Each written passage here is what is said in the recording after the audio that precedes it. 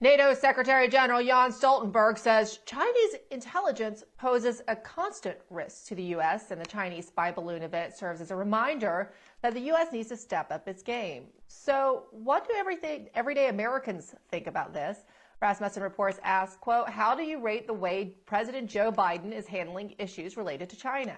And a whopping 47% said poor, while 17% said excellent, 17% said good, and 12% said fair. Of course, there's those few that say they're not sure. This case is 6%. Rasmussen reports also asked, quote, how likely is it that the United States will go to war against China within the next 5 years? 18% said very likely, 30% said somewhat likely, 27% said not very likely, and 11% said not at all likely, with 14% saying they're just not sure.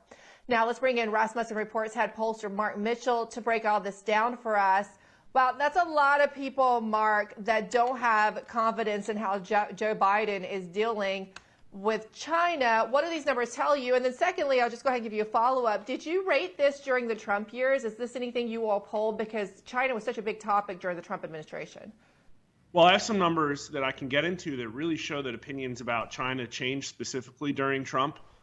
First, as far as Biden on the issues, you've covered some of these issues before, and they're always usually pretty horrible.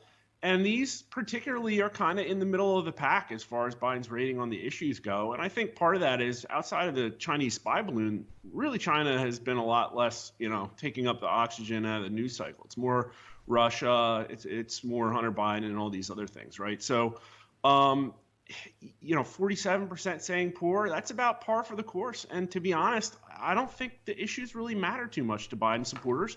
Or to the people that disapprove of him. I think people's minds are really made up, and I haven't seen a lot of change in the issues or on Biden approval. But this one about war with China is incredible. 48% of U.S. likely voters think we're potentially going to be at war with China in the next 5 years, and only 39% say no. And this isn't a circumstance where Republicans are driving the numbers. It's actually Democrats too. 45% of Democrats think a war is likely with China, a plurality, and 58% of Republicans. So Republicans and Democrats aren't that far apart. But of course, as we've also covered before, what's unique about Democrats is that they don't necessarily see China as our biggest enemy the same way that independents and Republicans do. But we also asked a question, I think, that we do have history going back on, and it shows an incredible shift in opinions on China. We asked, is China an ally or an enemy of the United States or somewhere in between? Only 11% of U.S. likely voters say that China is an ally, and 48% say an enemy. That's incredible, almost 5-to-1 margin. People say China is an enemy over an ally.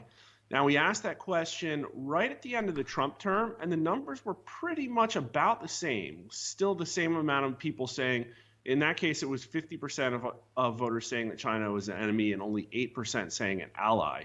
But when you go back all the way to the beginning of the Trump terms, it's starkly different. Back then, 8% said China was an ally, the same number. So we knew China wasn't our friend. But only 15% said enemy, and 73% of voters said somewhere in between.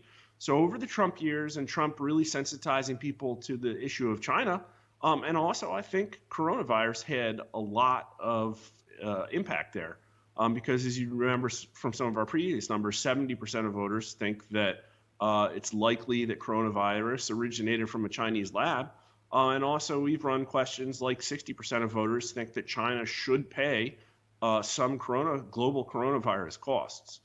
But then as far also as Biden, I think people were sort of sensitized to the very different treatment that Biden would give China than Trump did.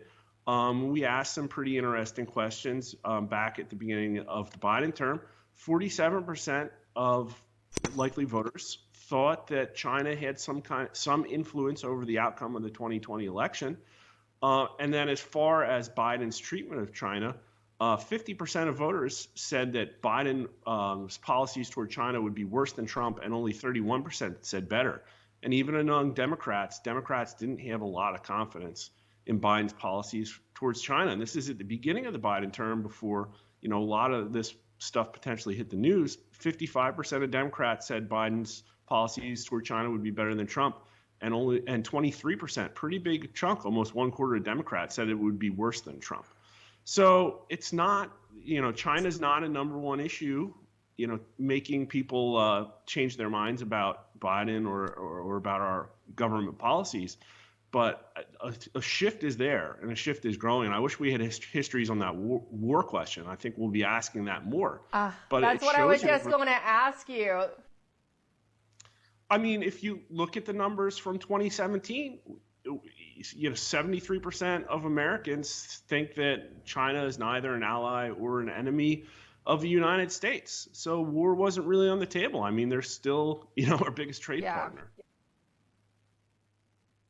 Yeah, you're probably right. We can kind of extrapolate from how they felt about China as an ally or foe compared to how they feel now as far as to whether people thought we were headed to war. And I mean, that's a conversation we had with Gordon Chang yesterday. And I think if you read some of the stuff coming out of China, some of the Chinese citizens are also under the sentiment that a war may be imminent for China on some front, whether it's with the U.S. or, some other country, but it sounds more like the United States. So this is a little bit concerning. And I think there's, most Americans don't want a war.